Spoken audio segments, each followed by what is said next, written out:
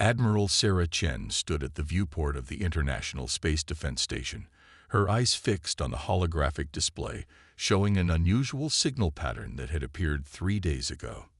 The Deep Space Monitoring Array had picked it up from somewhere beyond the Kuiper Belt, and it wasn't like anything they'd seen before. "Dr. Rodriguez, what's your assessment?" she asked, turning to the chief scientist who had barely left his station since the signal's discovery. "It's definitely artificial, Admiral," Rodriguez replied, his eyes never leaving his console. "The pattern repeats every 73 seconds, but there's something else buried in the signal. We're still working on decoding it." The year was 2157, and humanity had spread throughout the solar system, establishing colonies on Mars and several of Jupiter's moons. Despite numerous attempts to detect alien life, Earth had remained alone in its corner of the galaxy. Until now. A junior analyst rushed into the command center, her tablet clutched tightly in her hands. "Admiral, Dr. Rodriguez, we've done it. We've decoded the secondary pattern." The room fell silent as she connected her tablet to the main display. The decoded message appeared in stark, simple text. "They are coming. Your existence has been noticed. Prepare." Admiral Chen felt her throat tighten. After all these years of searching for alien life, this was humanity's first contact. A warning. "There's more," the analyst continued, her voice trembling slightly. "The signal contains technical data, specifications for something. Dr. Rodriguez, you need to see this." The scientific team worked through the night, analyzing the transmitted specifications. What they found was both fascinating and terrifying. Detailed plans for advanced defensive systems, faster-than-light drive technology, and weapons beyond anything Earth had developed. "This isn't just a warning," Rodriguez explained during the Emergency Security Council meeting the next day. "Whoever sent this is giving us the tools to defend ourselves. The question is, do we have time to implement them?" The answer came sooner than anyone expected. Deep space telescopes detected massive energy signatures approaching the solar system, still years away but moving at incredible speeds. Whatever was coming, it was big, and it was organized. Admiral Chen made her decision. Implementation begins immediately. Contact every major research facility and manufacturing center. I want these specifications distributed and development teams assembled within 24 hours. As the command center erupted into activity, Chen received a private message from an anonymous source within the intelligence community. "There's something you need to know about Project Mirror Shield." The message contained classified files dating back 50 years, revealing that humanity hadn't been as defenseless as everyone thought. Deep beneath the lunar surface, a secret program had been preparing for this exact scenario. Project Mirror Shield had been developing reverse-engineered technology from a crashed alien scout ship found in the Arctic in 2089. The project's existence had been kept secret to prevent panic and maintain the appearance of a relatively primitive civilization. Chen smiled grimly as she read the files. The approaching alien force clearly expected to find an easy target, a young species just beginning to venture beyond its home world. Instead, they would encounter a humanity that had been quietly preparing for decades. "Dr. Rodriguez," she called out, "how quickly can we integrate these new specifications with Project Mirror Shield's existing technology?" Rodriguez studied the classified files, his eyes widening. "With this foundation, we might be ready before they arrive. But Admiral, if we do this, there's no going back. The whole world will know we've been keeping secrets. Better that than extinction," Chen replied. "Send the authorization code. Wake up Mirror Shield." Beneath the lunar surface, massive facilities began powering up, their existence finally revealed after 50 years of secrecy. Humanity's greatest deception was about to become its greatest defense. As Chen watched the lunar facilities coming online through the station's telescopes, she couldn't help but wonder about the mysterious benefactors who had sent the warning. Were they testing humanity? Or were they too facing the same threat? One thing was certain. Humanity was about to show the galaxy that appearances could be deceiving. The coming conflict would prove that Earth's greatest strength wasn't its technology or its weapons, but its ability to adapt, innovate, and survive against all odds. The game of deception was over. Now it was time for humanity to reveal its true face to the stars. Project Mirror Shield's revelation sent shockwaves through Earth's population. The massive lunar facilities, visible now through civilian telescopes, stood as testament to humanity's longest-kept secret. But as details of the approaching threat emerged, shock gave way to determination. Colonel Maya Patel strode through the sprawling underground complex of Mirror Shield's primary facility, her footsteps echoing off steel walls. 50 years of preparation had transformed these lunar caves into a technological marvel.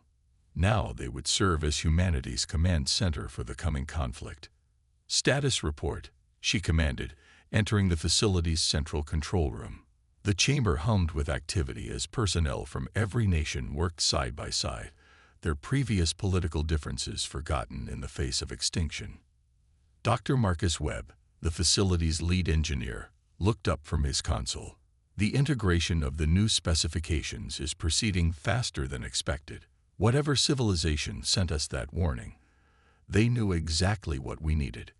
On the main display, a simulation showed the approaching alien fleet. Their energy signatures suggested over 300 capital ships, each larger than anything humanity had ever built.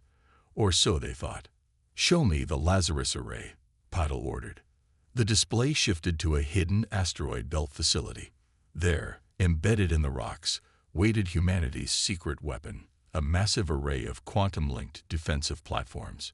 Built using technology from the crashed scout ship, the array had been humanity's insurance policy.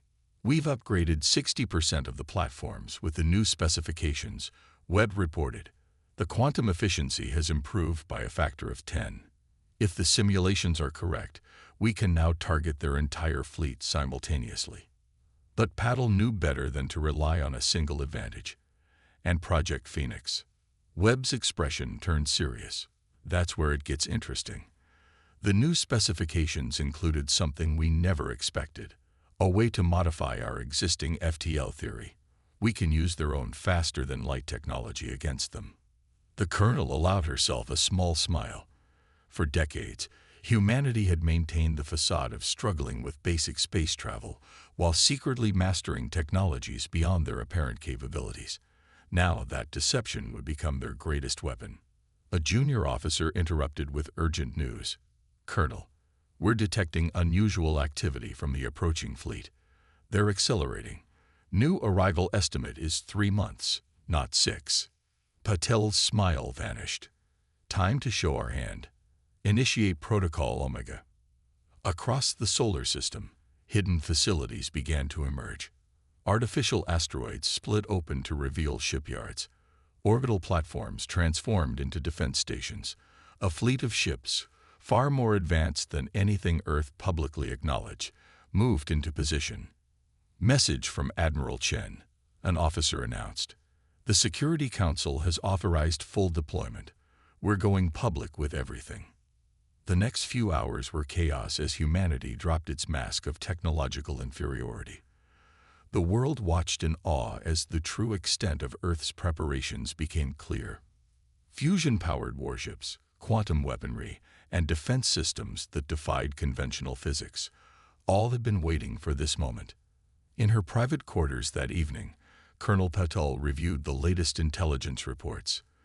The approaching alien fleet maintained its radio silence, still unaware that their intended prey had teeth. A message from Dr. Webb flashed on her screen. "You need to see this. The new specifications, there's something hidden in them. A message within the message." Patel rushed to the laboratory where Webb had isolated a subtle pattern in the technical data. As they decoded it, both felt their blood run cold. The message was simple but changed everything they thought they knew about the situation. "They are not what they appear to be. Neither are you. The test begins." Patel stared at the words, understanding dawning.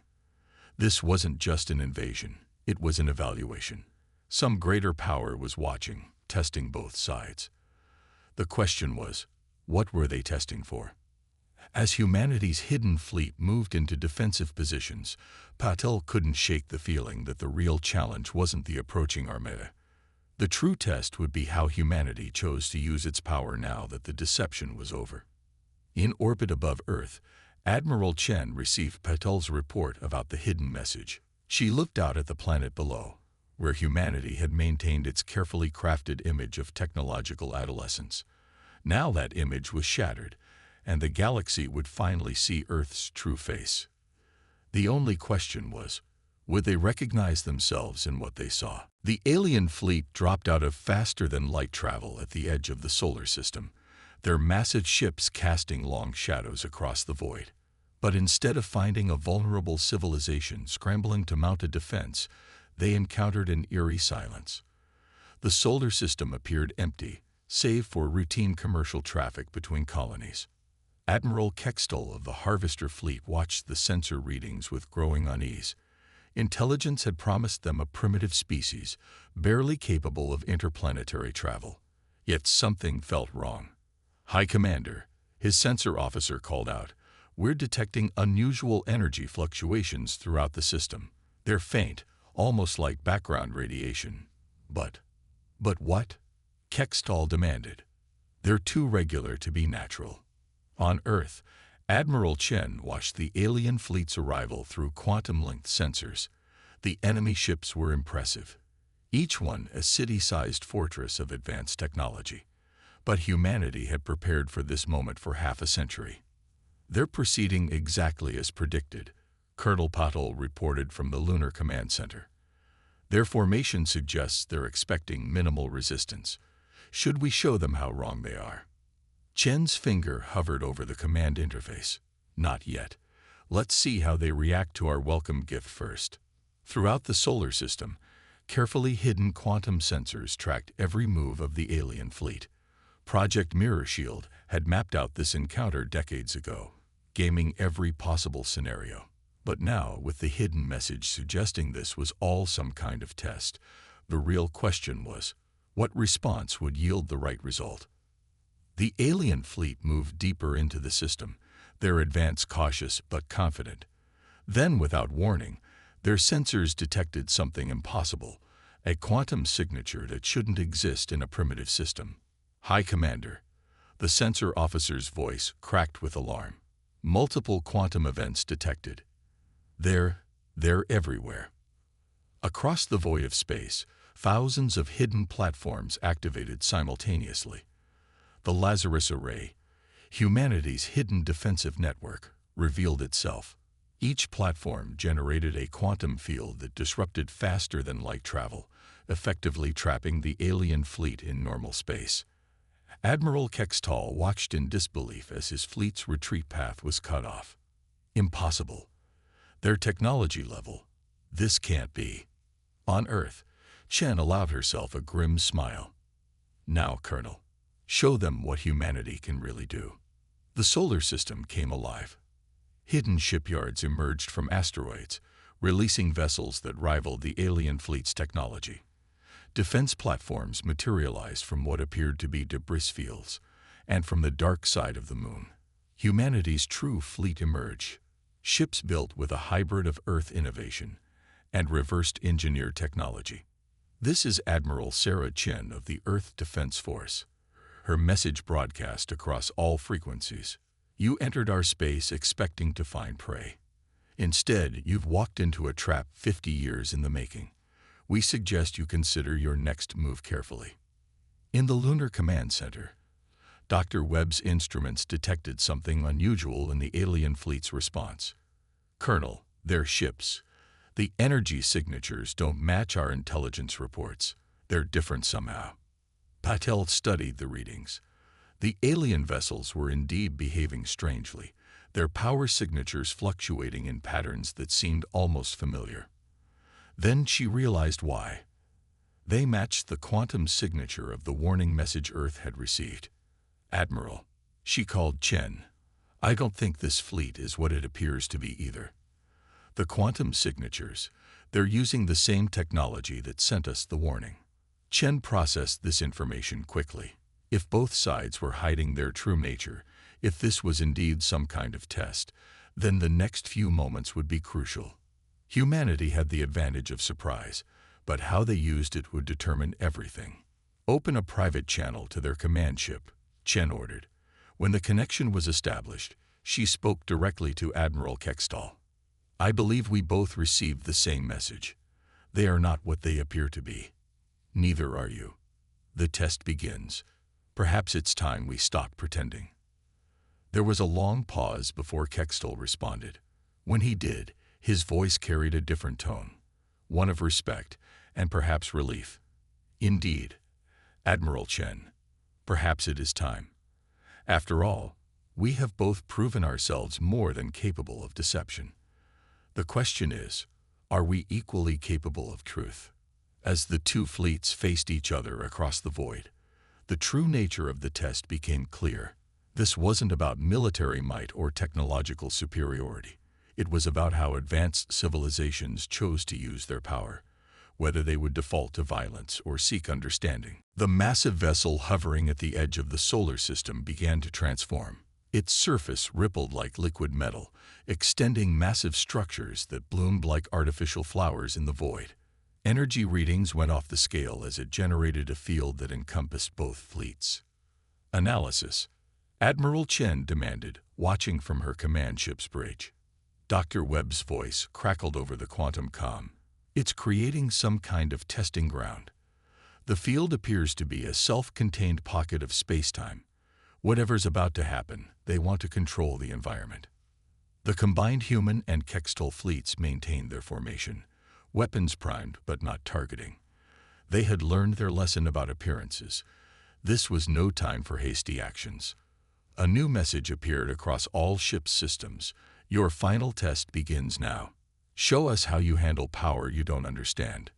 The field surrounding them suddenly filled with what appeared to be tiers in space-time, windows into other realities. Through them, they could see alternate versions of their civilizations, worlds where their deceptions had led to war, where technology had brought destruction instead of advancement. They're showing us possibilities. Kextall transmitted from his flagship. Paths we didn't take. But it was more than that. Each tear in reality leaked energy into their space, threatening to destabilize the fabric of space-time itself.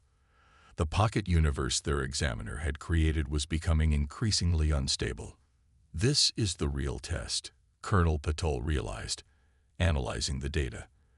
They're not just showing us what could have happened, they're forcing us to deal with the consequences of all possibilities at once.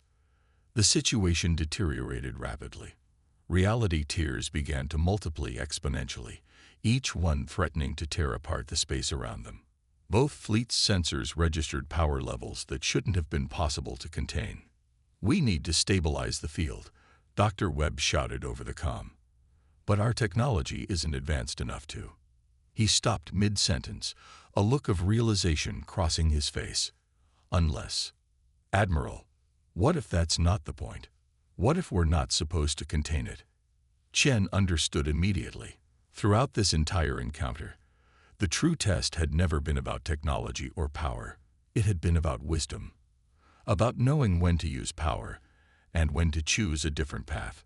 She opened a channel to Kextall. Admiral, I believe I know what we need to do, but it will require absolute trust between our peoples. Kextall's response was immediate. We have already chosen trust over conflict once today. Speak your plan.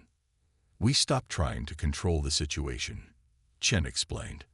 Instead, we use our combined fleets to create a resonance pattern, not to contain the energy, but to guide it, to show we understand that some powers aren't meant to be controlled, only understood and respected. Both fleets began to move in perfect synchronization, their ships forming an intricate pattern in space. The quantum technologies they had kept hidden for so long now served a different purpose, creating a harmonic field that didn't fight against the reality tiers, but worked with them. As the ships moved, something extraordinary happened. The tiers in space-time didn't close. Instead, they began to stabilize, their chaotic energy transforming into something new. The pocket universe their examiner had created wasn't collapsing. It was evolving. Through the quantum comm, the mysterious entity finally spoke directly. You understand at last. The greatest test of power is knowing when not to use it, when to work with forces greater than yourselves rather than trying to dominate them. The transformed space around them now pulsed with stable energy, creating a permanent gateway between realities. Their examiner's massive ship began to change again, its form becoming more comprehensible to their understanding. You have proven yourselves ready, the entity continued.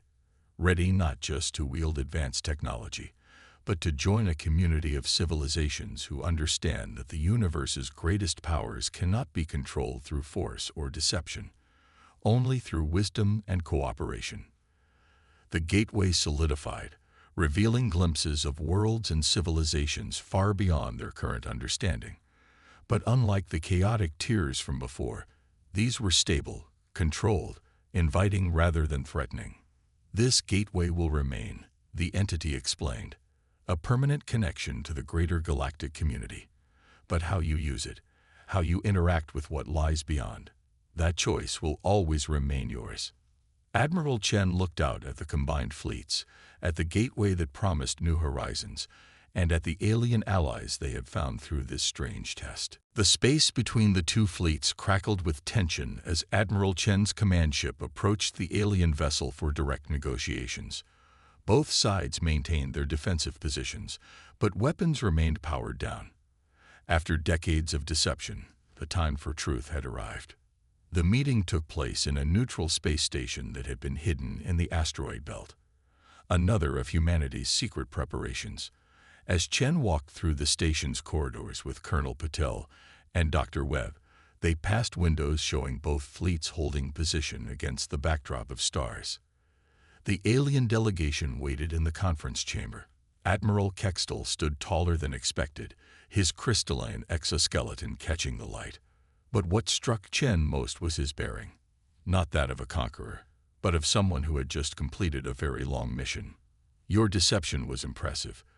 Kextel began without preamble. We monitored your civilization for decades, watching you pretend to struggle with basic spaceflight while secretly building quantum arrays and fleet carriers. As was yours, Chen replied. Your fleet's approach was perfectly calculated to appear threatening while concealing your true capabilities. The question is, why? Who arranged this elaborate test? Kextel's crystalline structure shifted, creating patterns that Dr. Webb realized were expressions of deep thought. We received our first message 300 cycles ago. Like you, we were warned of a coming threat and given advanced technological specifications. The same being or civilization that contacted Earth, Patel concluded. They've been orchestrating this entire encounter. But why? Dr. Webb asked, his scientific curiosity overriding protocol. Why make two advanced civilizations pretend to be less capable than they are, only to force a confrontation? The answer came from an unexpected source. The station's quantum communications array suddenly activated, displaying a message that appeared to come from everywhere and nowhere at once. Because deception reveals truth. When civilizations believe they hold power over others, their true nature emerges. The message continued to stream across their screens. You are both given the same choice, to use your hidden strength for conquest or understanding. Lesser species would have struck at the first sign of advantage. You chose differently. Chen and Kextel exchanged glances, understanding dawning. Their mysterious benefactor hadn't been testing their military might or technological prowess. They had been testing their wisdom, their capacity to hold power without succumbing to its temptations. There are others, Kextel revealed, sharing data from his civilization's deep space observations. Other species being tested the same way. Some failed. Their deceptions led to war, their advantages to destruction. Dr. Webb's analysis of the shared data revealed a pattern. It's like a galactic filter, he explained, separating civilizations that can handle advanced technology responsibly from those that can't. But the test isn't over, Colonel Patel pointed out, studying new sensor readings. Something's happening at the edge of the system. Space itself seemed to ripple as a new vessel emerged, one that dwarfed both fleets combined. Its design was organic yet mechanical, suggesting technology far beyond either civilization's understanding. A new message appeared. You have passed the first trial. Now begins the true test. Will you face what comes next alone or together? The massive ship hung in space like a question mark, waiting for their response. Both fleets' sensors detected energy readings that defied their most advanced theories. Whatever this entity was, it could likely destroy them both with ease. Chen looked at Kextall, seeing her own thoughts reflected in his crystalline features. Their civilizations had spent decades preparing for war while advancing in secret. Now they faced a choice that would define not just their own futures, but perhaps the future of all technological civilizations. We spent 50 years hiding our true nature, Chen said carefully. Perhaps it's time we showed the galaxy who we really are. Kextall's response came without hesitation. My fleet stands ready to fight beside yours, Admiral Chen. Let us show our examiner what two deceptive species can accomplish when they choose to be honest. As both fleets began moving into joint defensive positions, the massive alien vessels seemed to pulse with approval. The real test was about to begin, but this time, humanity wouldn't face it alone. The galaxy was about to learn that sometimes the greatest strength comes not from power kept hidden, but from the choice to share it with others.